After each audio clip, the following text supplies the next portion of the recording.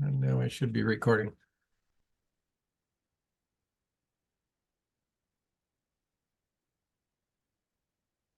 Okay, something that was on the handout that I did yesterday for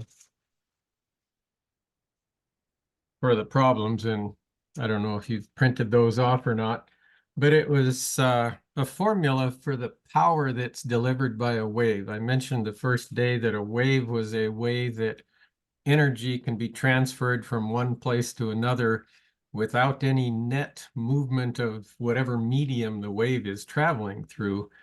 So the average power, actually the power, instantaneous power delivered by a wave is, or the maximum instantaneous, I guess, is kind of a complicated formula, which we don't have the mathematical background to do, but that's that Greek letter mu, that's the tension in a wire, and then it's got omega squared A squared. And I should have written this as P max. Turns out that's a maximum. Now, it's a sine wave that these things are traveling as, and so the maximum value of a sine wave happens to be 1, and it looks like that. It's actually the square of the wave function that the power is proportional to. Now, if you take the square of a sine wave, it's always positive, and it has a look kind of like, I don't know, sort of sinusoidal, but not perfectly, although it's kind of hard to tell the difference. But the average of it, let's see, the maximum is 1. The average of it is just 1/2. And so this may be the maximum power, but the average power delivered by a wave is just 1/2 of that. So the square root of mu times the tension in the string times omega squared A squared.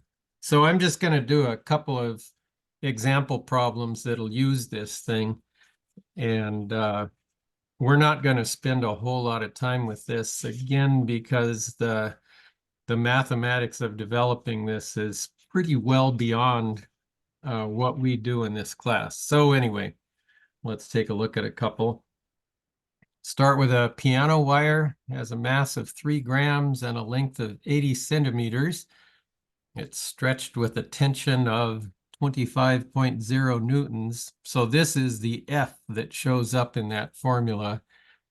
Mu will have to do a little bit of work to get, but that's okay. A wave with a frequency of 120 hertz, which I'm not sure what note that would be, but anyway, it's got an amplitude of 1.6 millimeters, travels along the wire, calculate the average power of the wave, and then ask what happens to the average power if the wave amplitude is halved or cut in half. So we'll use that formula. The P average going to equal square root of mu times F. Might be interesting to see how the units turn out here. Omega squared, A squared. We can actually answer question B without doing a calculation.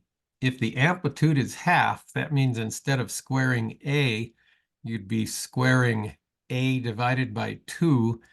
And when you get to do that, you'll get A squared over 4. And so the average power drops to 1/4 of its value if you have the amplitude. So that's question or part B. But let's go ahead and do part A. Now, one thing we'll have to calculate first is that mu, the average or the mass per unit length on the wire. So that'll be 3.00 times, it's a gram, so that's 10 to the minus third kilograms. Kilo means 10 to the third, and if you multiply 10 to the minus third times 10 to the third, you get 1, so you just have 3 grams.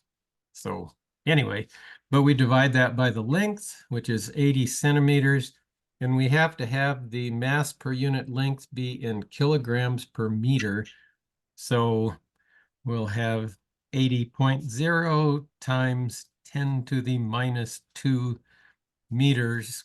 So whatever that turns into, some horrible number.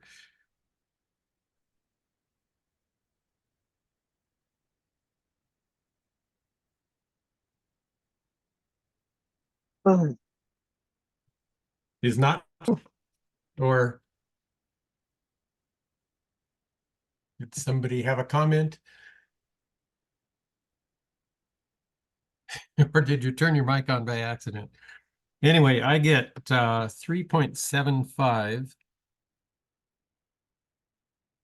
Whoops, I forgot the minus or the 1/2 on there.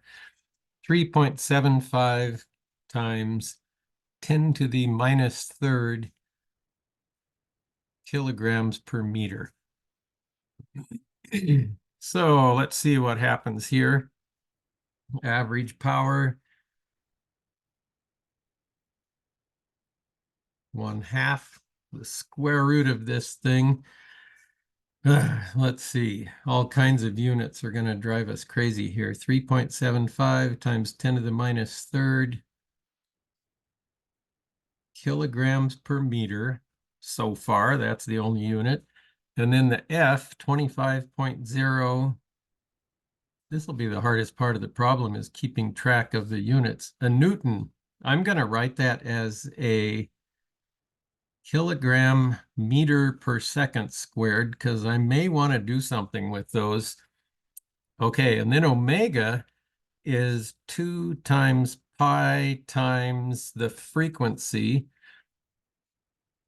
120.0 hertz, and I'll write that as a second to the minus 1, and that has to be squared. And then the amplitude, 1.6 millimeters, 1.6 times 10 to the minus third meters. This will actually be challenging just to punch into your calculator. However, let's see what happens with the units if we try to deal with them. Under the radical, we'll have kilograms squared. The meters will divide out, and I'll have kilograms per second squared. Is that right? I think so. Um, so kilograms squared per second squared to the 1/2, which is just going to be kilograms per second. And then out here, I'll have seconds to the minus 2. And if I square that, I'll have meters squared. Let's see. What's that look like? Simplify some more. Kilograms per second times seconds to the minus 2 times meters together. And I'll have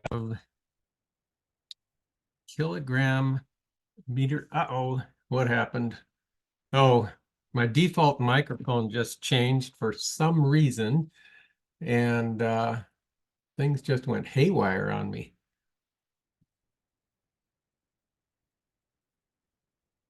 I'm gonna have to shrink this down by a ton.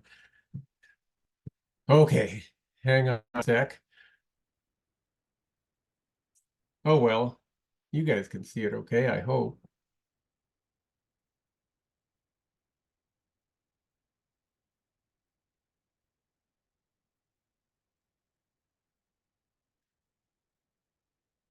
Hmm. My computer also just beeped. I wonder if we've had some power issues lately with those windstorms that happened.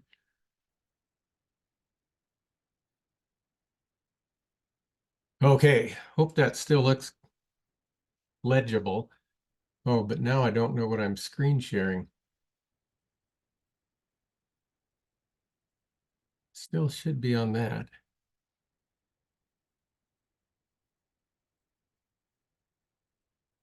Can anybody tell me if you're still seeing the paper? Because I usually see a green um, border around what I'm sharing, and I'm not seeing that right now. You can see almost nothing. Okay, It's like I a better sliver of the paper. just a sliver. Okay. Yeah, maybe if I drag it a little farther over.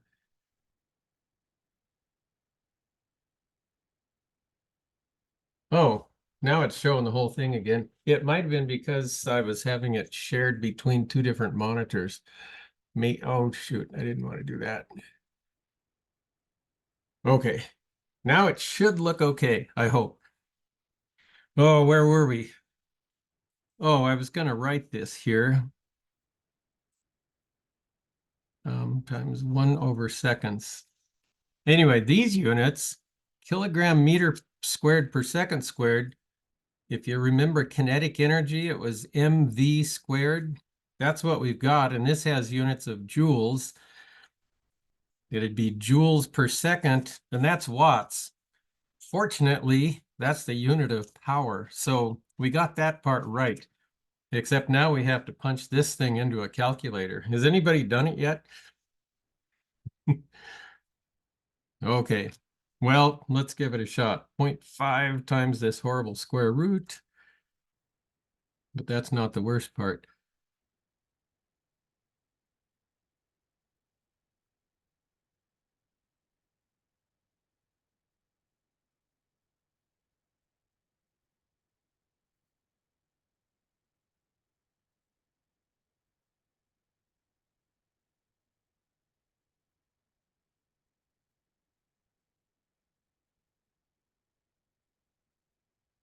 I'm still punching stuff in. Let's see, the millimeters now.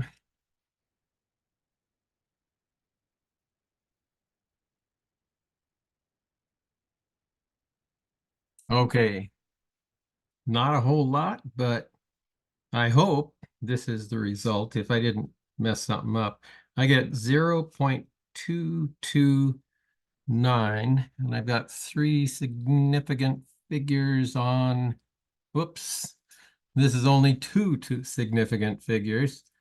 So let's see. Yeah, I can't include that. Oh, actually, it'd be 223 if I was to do it watts, but I can only keep two, so 0.22 watts is the average power delivered by that string. And then if you cut it and cut the amplitude in half, it'd be dropped to a fourth of that, which would be about 0.055 or something like that. Okay. Um, Let's try another one. This is just going to be another kind of plug and chug on this equation. A horizontal wire is stretched with a tension of 94 newtons, and the speed of transverse waves for the wire is 492 meters per second. So V equals 492 meters per second. And that is going to be the square root of this divided by mu. Maybe we can rewrite that formula in terms of the wave speed. Might be able to see what must be the amplitude of a traveling wave of that frequency in order for the average power to be 0.365 watts.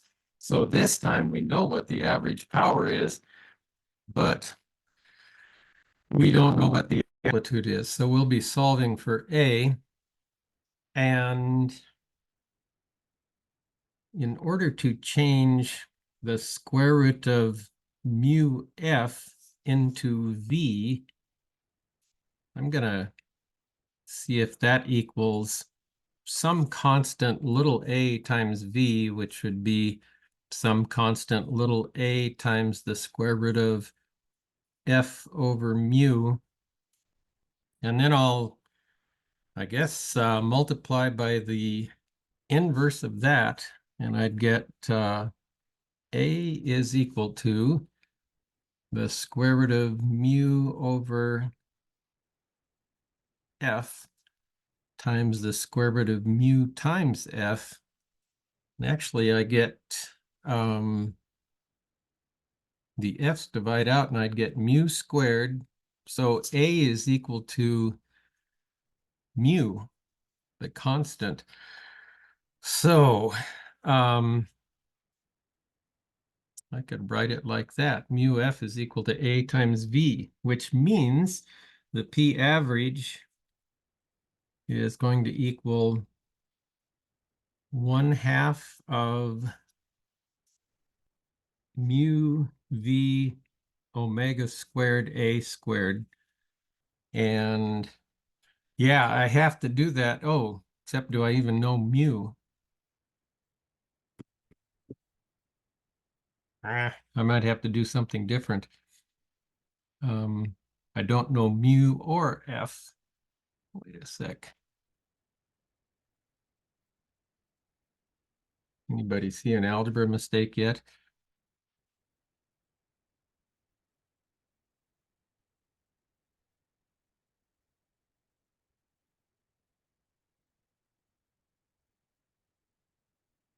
Hmm. Oh, I do know f. Okay. So I want to write it in terms of that. Oh, let's see. Well, I guess I may end up doing a little more work than I thought. I was trying to be really lazy, and it doesn't always work out. So V is equal to, can I write it in terms of something else? Um,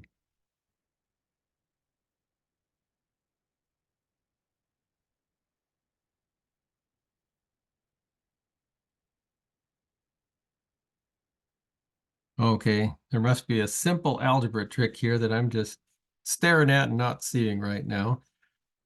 Um, Actually, if I square both sides, V squared is going to be F over mu, and mu, which I don't know, is going to be F over V squared. Okay, so that should work.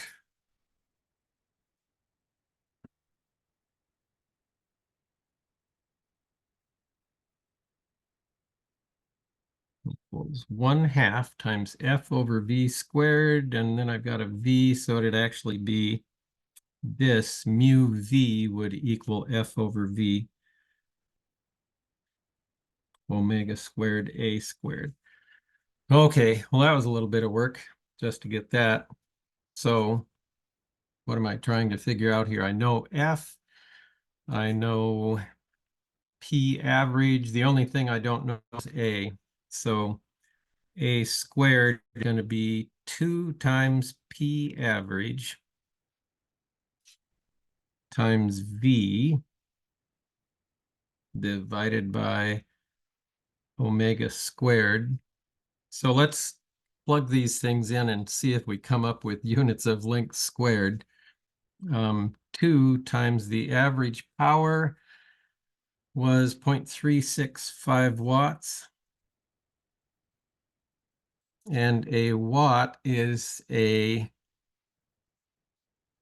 kilogram meter squared per second squared per second, which is actually per second cubed. Wow, lots of work here. That was F. V was some number of meters per second, 492 meters per second. This isn't an uncommon speed for waves on a stretched string, by the way. We'll take a look at waves on guitar strings here, maybe not today, but sometime soon.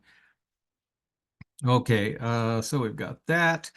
Omega, we're going to have 2 times pi times 69.0 seconds to the -1. Those are the actual units on a frequency. And now I need scratch paper. finish this off. Just this one line. Or do I? Let's see. What in the world am I doing? P average.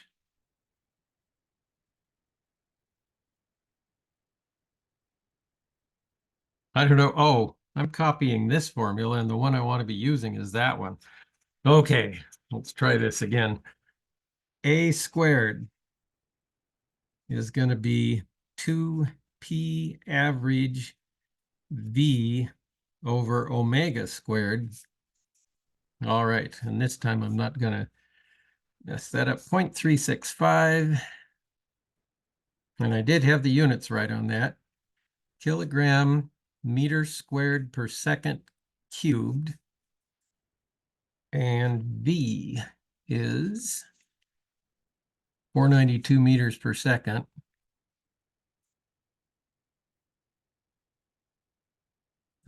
So far, what I have is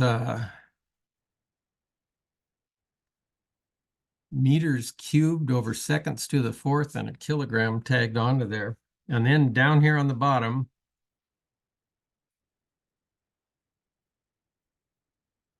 did I miss anything?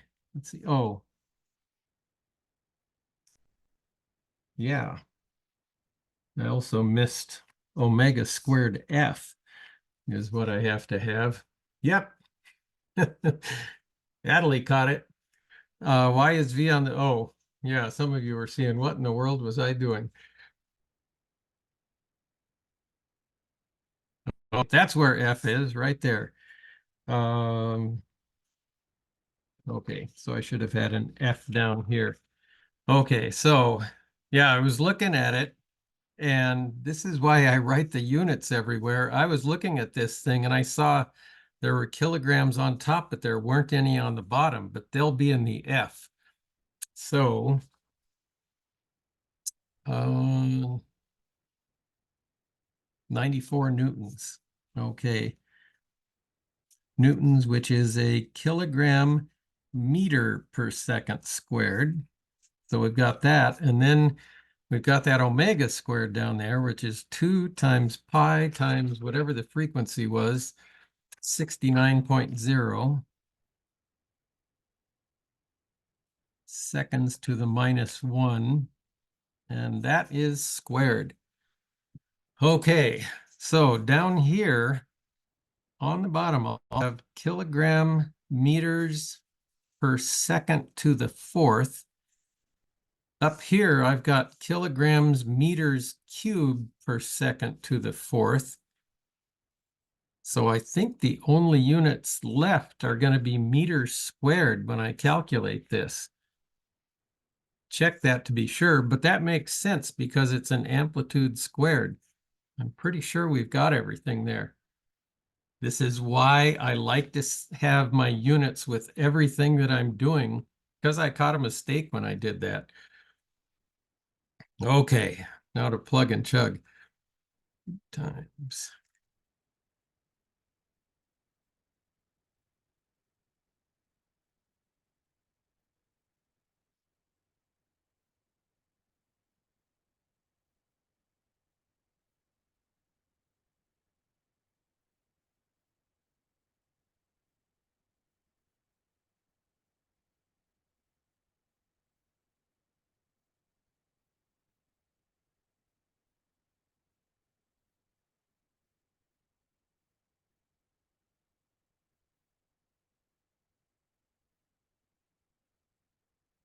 And I almost forgot to wrap my 2 times pi times 69 in parentheses.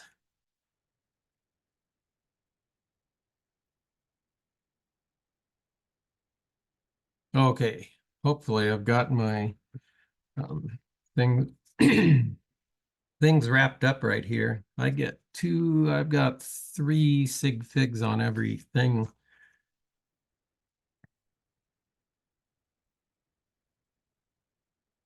.03 times 10 to the minus 2 meters squared. So the square root of that will be A. And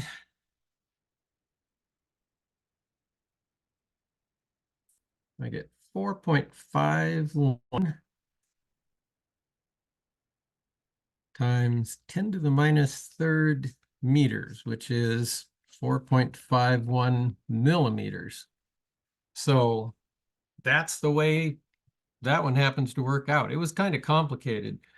Just getting the formula in terms of this, I could have gone through some work to actually find out what mu happened to be if I'd wanted to. In fact, that might have been the more obvious way of solving this problem because I ended up kind of needing it anyway, but that was another way to do it. So some of these formulas, like this one, if you happen to know the speed, you might be able to write it in terms of that, which I ended up doing here. But different ways of writing the same formula anyway. Okay, this is one getting to musical instruments, and I guess we could still do this one before I was going to introduce some things about waves on strings first. But a cellist tunes the C string of her instrument to a fundamental frequency of 65.4 hertz. The vibrating portion of the string is 0.604 meters long and has a mass of 14.4 grams. With what tension must it be stretched? Okay, learn a little bit about waves on musical instrument strings here. Here's the thing about them. If you have a musical instrument string that's stretched between two parts of the instrument, when it's vibrating in its fundamental mode,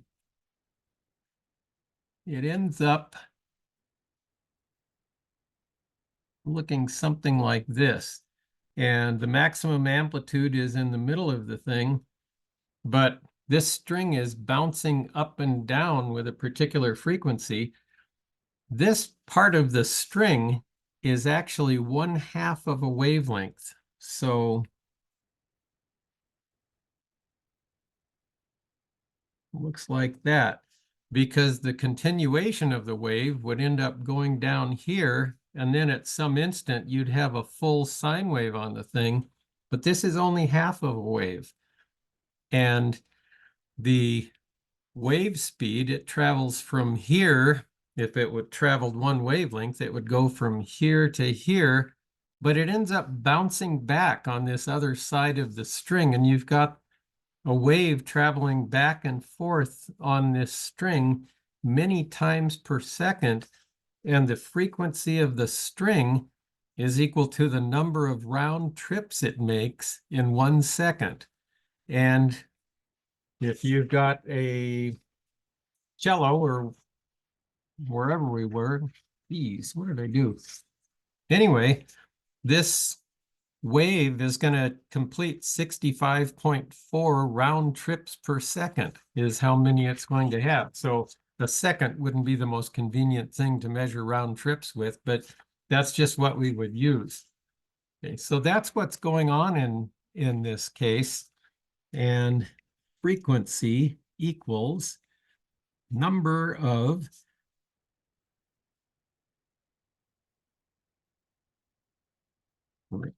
round trips per second. Well, if the length of the string is L, that will equal 2 times the length of the thing divided by the speed of the wave is what the frequency is going to be.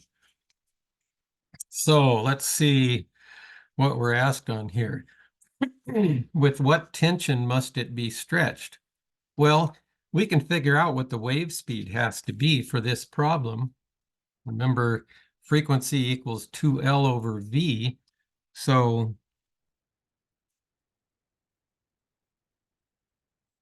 the speed has to be 2L divided by the frequency.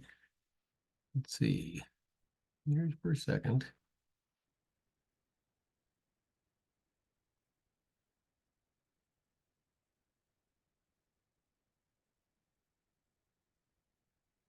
Ah, actually, this is 1 over the frequency. This would be the period equals that. The frequency is going to be the reciprocal of that. I was looking at the units and they weren't coming out right.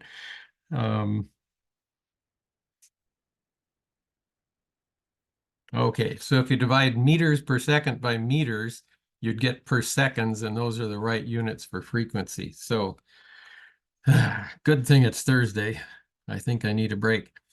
Anyway, yeah, the speed is 2L divided by the period. The speed is 2L times the frequency. Okay, so twice the length, 0.604 meters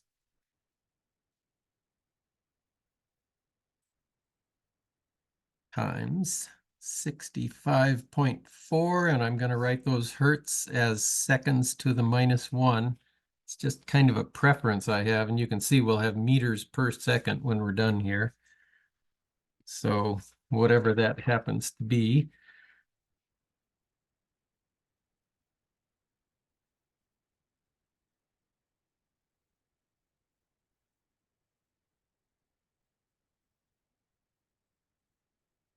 Okay, I get about 79.0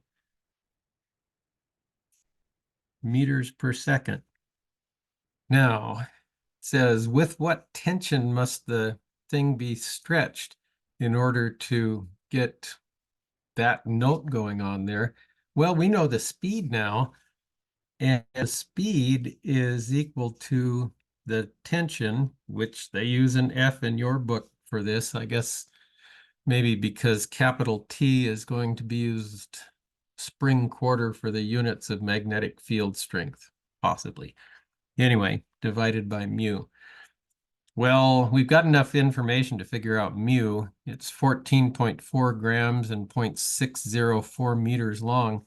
So I'm just going to square both sides of this equation, and I would get F over mu is equal to 0.604, whoops, nope, 0.709, looking up somewhere else, or 79, 79.0 meters per second, and that has to get squared. So we'll have that. Anyway, the tension in the string is going to equal mu times that, but mu is the mass of the string divided by its length, and then I'll be multiplying that by 79.0 meters per second squared. So let's see what we get. 14.4 grams is how many kilograms? Think that through.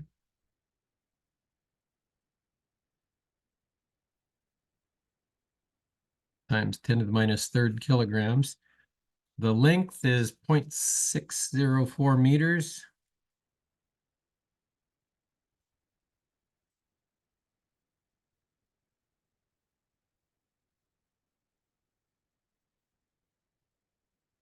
Okay, unit-wise, what are we going to end up with? We've got kilograms per meter here. I'll have meters squared per second squared.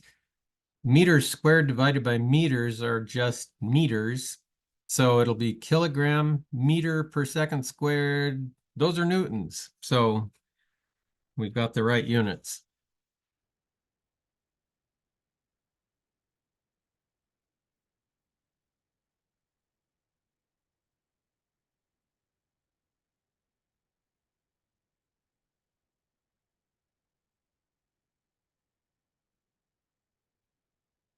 And I get about, let's see, 149 newtons to 3 significant figures. So there, did something else.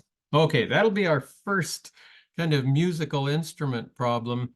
This is something that just because of personal interest, I kind of like to talk about these things. Again, the frequency of a string is the number of round trips per second, and you can change the number of round trips per second in various ways. So we'll be talking about some of those things. However, wanted to talk a little bit about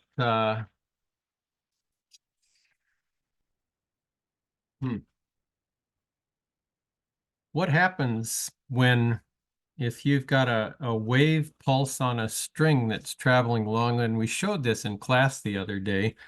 If you have a fixed end, and maybe you just give this thing a little tweak on one end. You lift up on it and let go, and this travels down there. When it reaches that fixed end of the string, the reflected pulse, we saw this the other day, ends up being inverted. So that's the reflected pulse.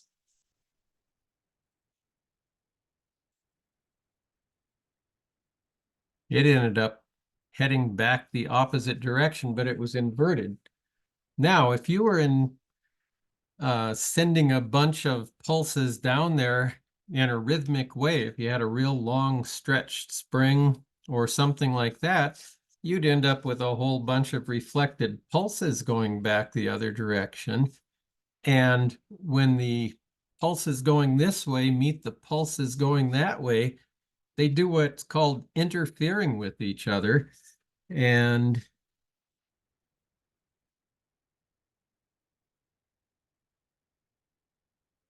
that's what happens when different waves are added together. Now, they'll have to be the same kind of waves. In this case, they'll both have to be waves on a stretched spring, but it can be an interference between the waves going this way and the wave going that way.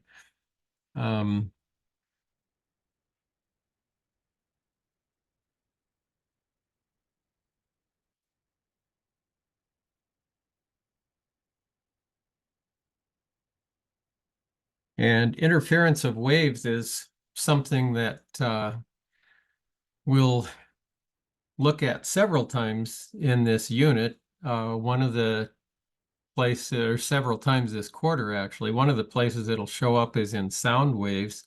And it's kind of fun to see what happens when you add sound waves of different frequencies together. In fact, this is closely related to superposition. And that's an R here. Superposition of waves. And this is just the adding together of different waves. And at any location in space, if you've got a bunch of different waves of, say, sound coming together, the total sound that you hear is the addition of all those things. So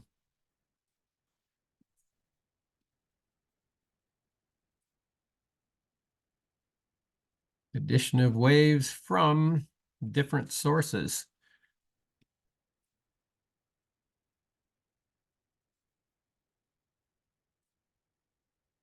Now, sometimes those different sources may have originally come from the same place, but maybe they bounced off different places along the way. And so one of them could be an echo of something adding to the original sound. You can hear things like that all the time. But anyway, we have superposition, we have interference, and then this idea of a reflected pulse being inverted is something that we would call a boundary condition. That when you have a wave going to some place where there can't be any vibration at that point, you get a particular type of boundary condition and you get the pulse inverted on the way back. But you could also imagine a situation where maybe at the end of the rope, instead of it being fastened to that, you have a pole down here. And on this thing, you've just got a ring that can slide up and down on the pole, and you can send a wave down there. And if you imagine that this pole here is frictionless, what you get for the reflected pulse is actually when the wave hits here, it'll actually lift that ring up a ways and then it'll come back down. But the reflected pulse ends up not being inverted. And you'll have it traveling back in that direction. So that's something that can happen at a boundary. Other things you can have happen, you could imagine a situation where maybe you've got a heavy rope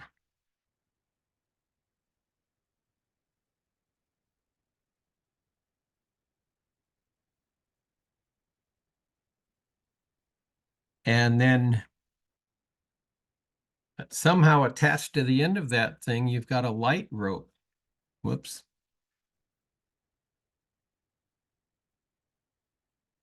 And so maybe this is some heavy rope made out of hemp or something like that, the kind that might be ½ inch or 3/4 of an inch or a whole inch in diameter.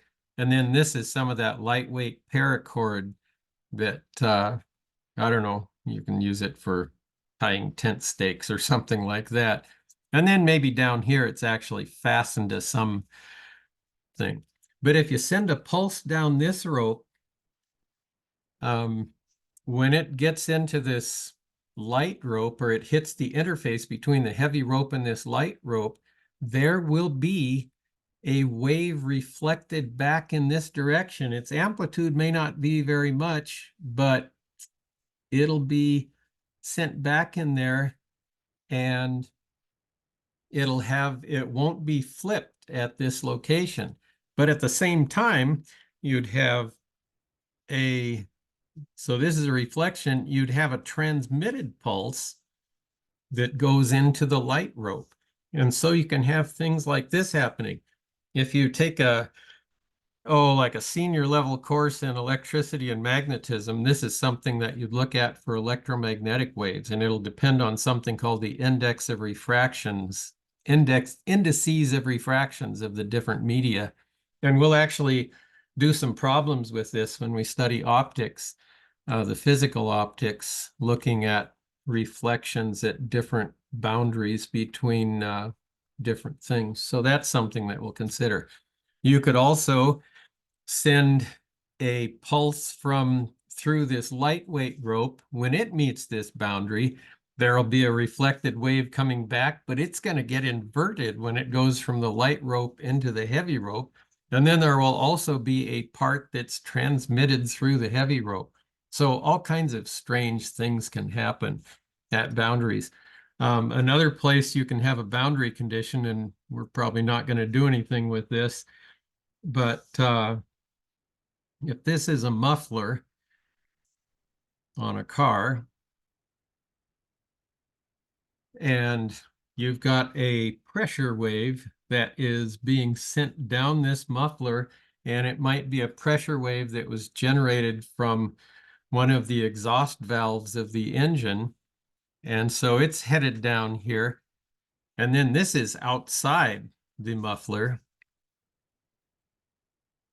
But a part of that pressure wave will be sent back up the muffler, and part of it is sent outside the muffler. And so you get all kinds of weird things happening at boundaries. And we're not going to go into any detail on that, but some car engines or muffling systems can be made a particular length so that that reflected pressure wave going back up the muffler arrives back at the valves at an opportune time. So have all sorts of weird things going on with boundary conditions. And they're kind of interesting to learn about anyway. But just be thinking about these things, the fact that different waves can interfere and different sources or waves from different sources can add together. And I'm going to try and show you some sound interference. We're going to learn a little bit more about this later, and hopefully you can hear that well enough. This is just a guitar, and My wife will probably shoot me if she knows I'm doing this because this room I'm in is an absolute mess. Actually, that's not bad. You can't see very much. And it's upside down. That's great. On a guitar, one of the ways you can increase the pitch of a wave is to shorten the length of the string. And it's got these metal things on it called frets that act as different end lengths of string. And if you fret a string, well, unfretted sounds like that. You fret it, and it's a higher pitch. It's making more round trips per second. And as you come up the thing, it keeps making more round trips per second. So one way to do it. Another way to do it, let's see, is to increase the tension in the string.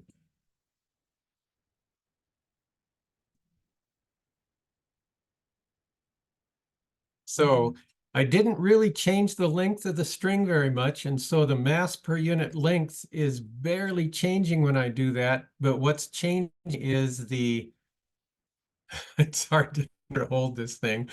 What's changing is the amount of tension in the string, and that's the purpose of these tuning pegs on the thing. You want to tune it, and I'm not. Okay, I got it back to its original spot. But I'm going to do something where I play two strings at once, and they're not going to be the same frequency, but they'll be pretty close. If you fret the lowest string at the fifth fret, it should make the same note as the second lowest string when it's open. So waves are about the same frequency, but if I didn't have it in tune quite right,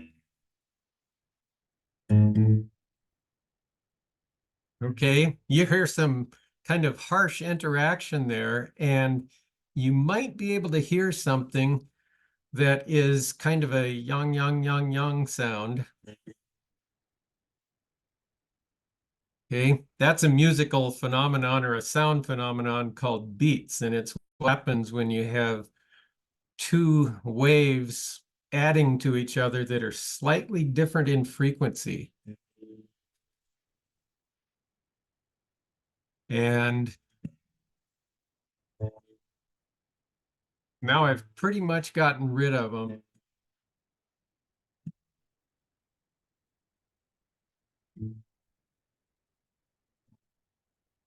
And I didn't know this, but I can remember the very first guitar class I took, we were supposed to tune our guitars. And I just picked up on this thing that when I was trying to tune two strings like this to sound the same, I tuned them to get rid of those beats. It turns out the beat frequency that goes on is equal to the difference in frequency between the two things.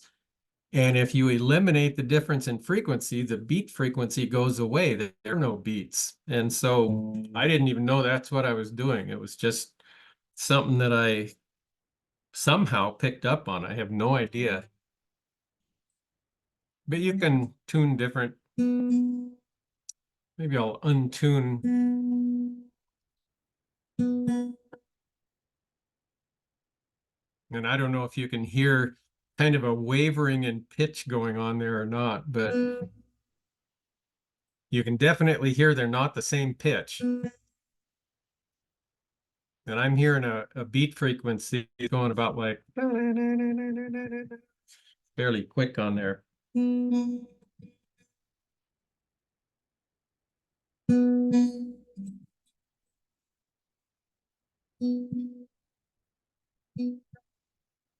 Still not there. Okay, that sounds pretty good.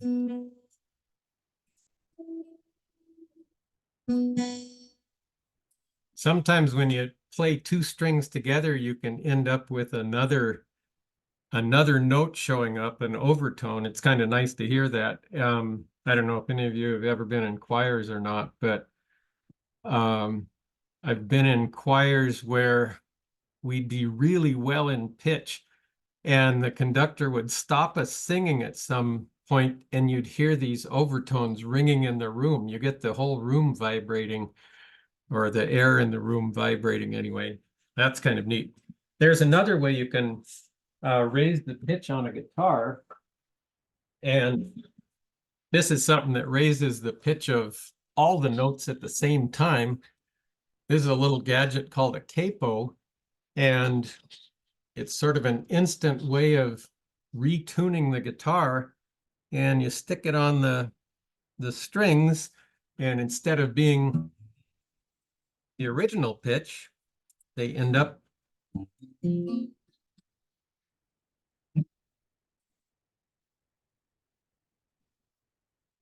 so instead of being like this,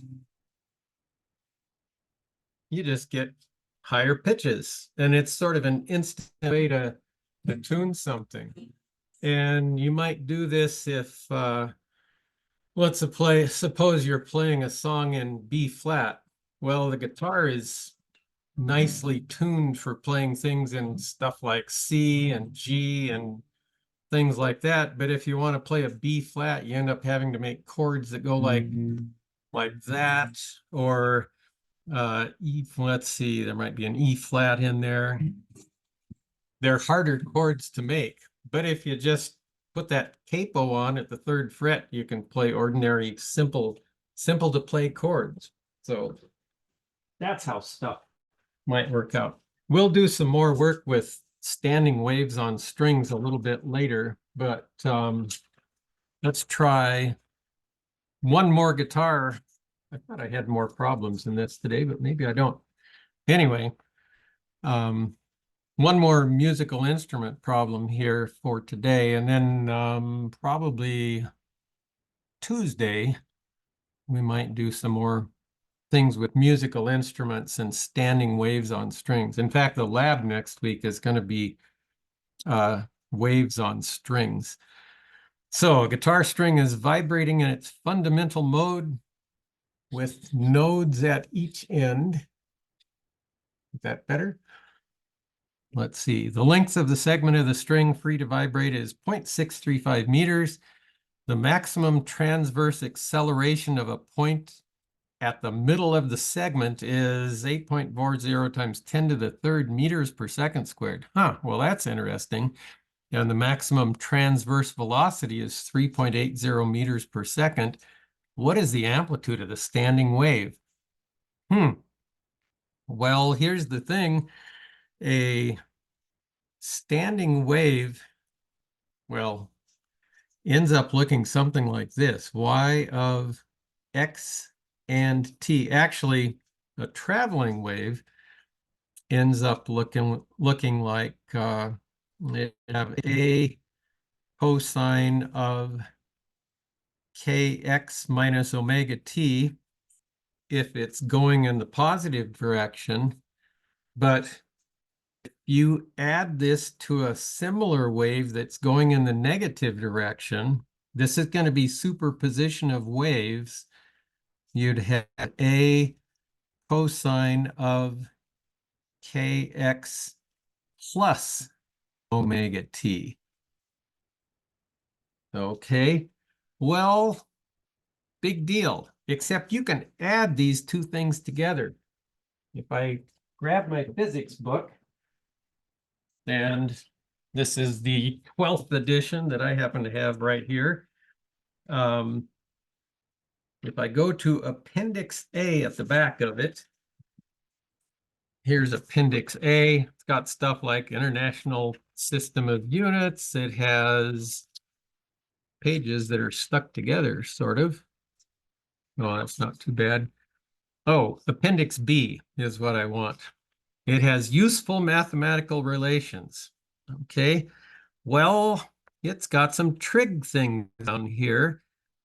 Oh, it's got a cosine A plus cosine B. That's what I need. And so if I look at that thing, I'll copy it down here. Cos little a plus cos little b is equal to 2 times the cosine of 1/2 times a plus b times the cosine of 1/2 times a minus b. Okay, well, I've got a common factor of a here. So y of x and t will equal. I'm going to take the a out, and now I'll have inside a cosine of a plus a cosine of b, and so I'll have a 2 times the cosine of 1/2 a plus b. Well, what'll I get if I add these two things together? This plus this, it's going to be 2kx minus omega t plus omega t. The omega t's go away, and I'll have 2kx for that part. And then I have times the cosine of 1/2 times a minus b. And have either one of them be a minus b, but it'll be minus kx minus omega t minus the quantity kx plus omega t. Well, the kx's go away, and I get minus 2 omega t. And then something that you might know, the cosine of a negative number is the same as the cosine of a positive number. And so this is just the cosine of omega t. This is going to be the cosine of kx. And what we get is a times, actually I get 2a. Yep. 2a cosine of kx cosine of omega t. This isn't a traveling wave anymore. It's what's called a standing wave. And it ends up having, let's see, well, it's got a wavelength equal to the original waves, and it's got a frequency equal to the original waves. But if you freeze it in time, say, look at 0 time, you just get this wave that's twice the amplitude of the original wave. And as you go along the string, and then if you pick some location on it, you end up having something that just vibrates up and down with twice the original amplitude. Although it depends on the value of x that you happen to pick. So that's something. So anyway, on a guitar string, when you first pluck it, the sound is a little bit different than it is a fraction of a second later. And what happens is the waves on the strings travel up and down the guitar string hundreds of times per second. And in just a fraction of a second, they get settled into this nice oscillation that the wave can be described like that. So now if you look at this, if you pick a particular spot on the string, you have something that undergoes simple harmonic motion, because for a particular value of x, this is just going to be a number. These two things are just numbers, and you'll have some number multiplying cosine of omega t. That's simple harmonic motion. And so for some particular value, oh, they say in the middle of the segment. Okay, and so that's at some point in here, this standing wave is going to look like this. And it's not traveling anymore. It's just standing there.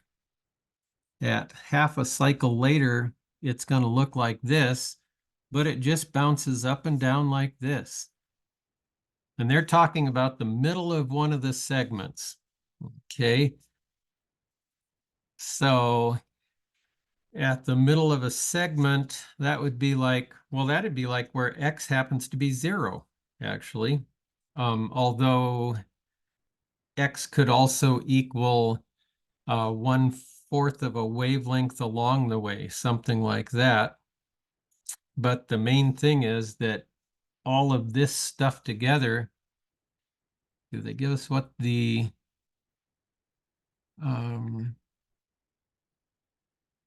nope. Oh, we don't know what the amplitude is because we're going to try to figure that out. So pick the middle of a segment. Let's let, well, that's the amplitude.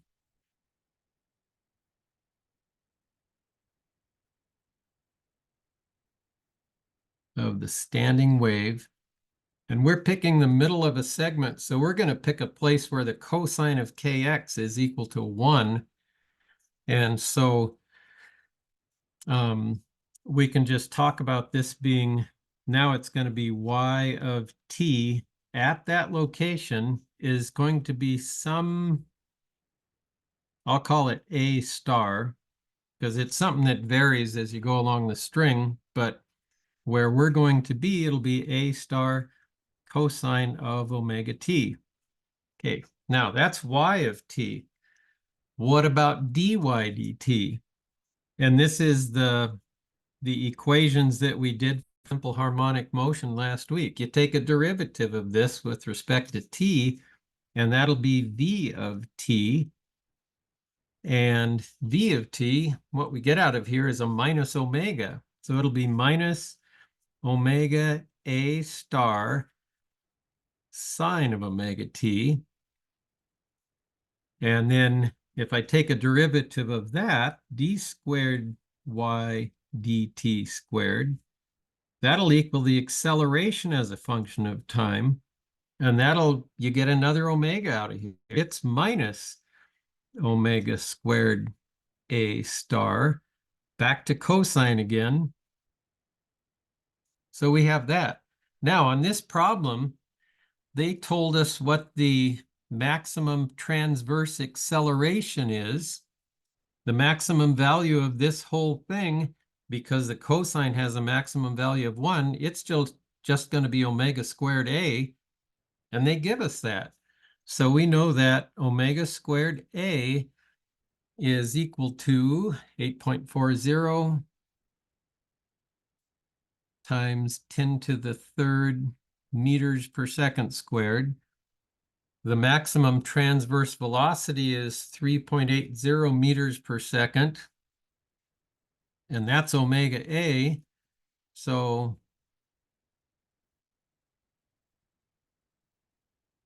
well, from this we can figure out what omega happens to be. If I divide this one by this one, omega A's divide out, and I'll just get a value for omega. And then I can use that value for omega with either one of those things. So omega cubed A over, omega squared A over omega A is just going to equal omega. That's squared. And that'll be whatever the different that happens to be. 8.40 divided, times 10 to the third.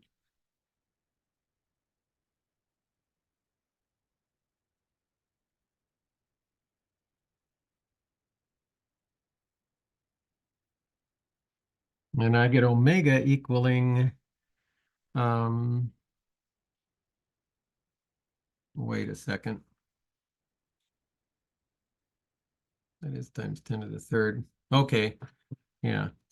2.21, I can keep 3 sig figs, times 10 to the third seconds to the minus 1. And now that I know that, I can figure out what, I can say that omega A is 2.21 times 10 to the third seconds to the minus 1 times A, and that's equal to 3.80 meters per second. And so A, the amplitude of this, and that's as far as we're going to get on this thing, is 3.80 meters per second. Oh, we could probably finish this. We're supposed to go I don't know how long, a little bit longer than this anyway, over the 2.21 times 10 to the third seconds to the minus 1.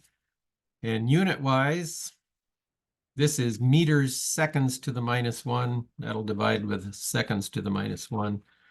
And we'll get a small amplitude, which isn't too surprising for waves on a guitar string. They're not very big.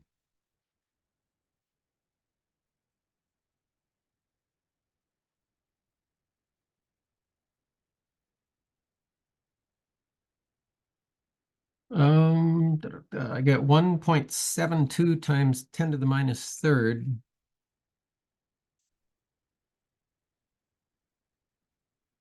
So 1.72 millimeters is what the amplitude of that thing would be.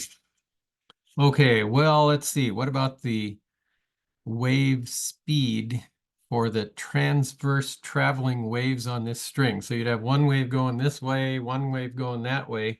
How fast are they going?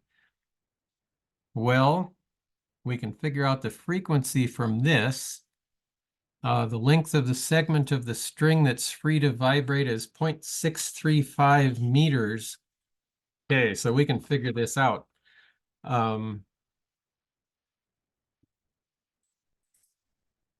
Back to this thing.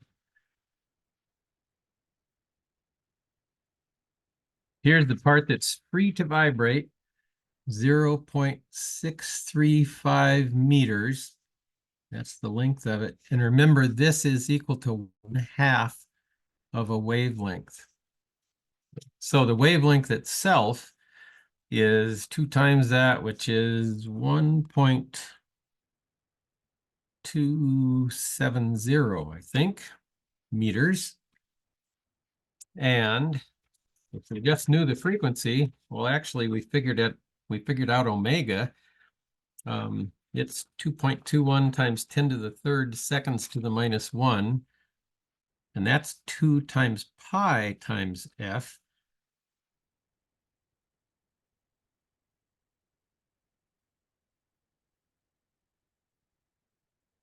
And let's see, V is equal to F lambda, but F is omega over 2 pi, so it'll be omega over 2 pi times lambda, which is going to be 2.21 times 10 to the third seconds to the minus 1 divided by 2 pi.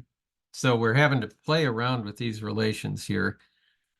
Times lambda, which was 1.270 meters. I guess if I added 2 of these things together, I could keep 4 sig figs, but we're going to be down to 3 when we get to there. So the speed of the string of the waves on this guitar string is going to be, where did I get that? Oh, that was the amplitude. Okay, I don't care about that anymore.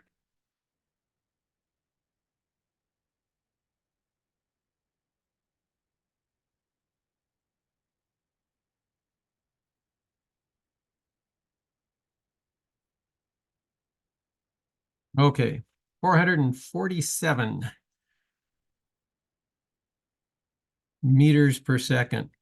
And so with a string length of that and a wave speed of that, you can get quite a few round trips per second going up and down that string. So, okay. I think I just posted the homework 2, which will be due next Thursday night. So we'll still have some time to work on that. And your first homework, I haven't checked to see if anybody's turned it in yet or not. But anyway, that's due at midnight tonight. So any questions on that or on anything we did here? There's a lot of new mathematical relations that show up here. So try to spend some time looking at example problems. Maybe try printing off the handout that'll have these problems on it, which I haven't posted yet. But printing it off and trying those out for yourself just to get some practice playing around with all these different mathematical relations we're using, because we've almost had more in this unit already than we did in, no, probably 4 weeks of the course starting off. So, and that's just kind of a feature of this quarter's material. All right, well, have good weekends. And I guess today is the day that the temperature is going to start plummeting. So I think we've already hit the high for today, and it's supposed to start dropping from here on out. So anyway, I'll stop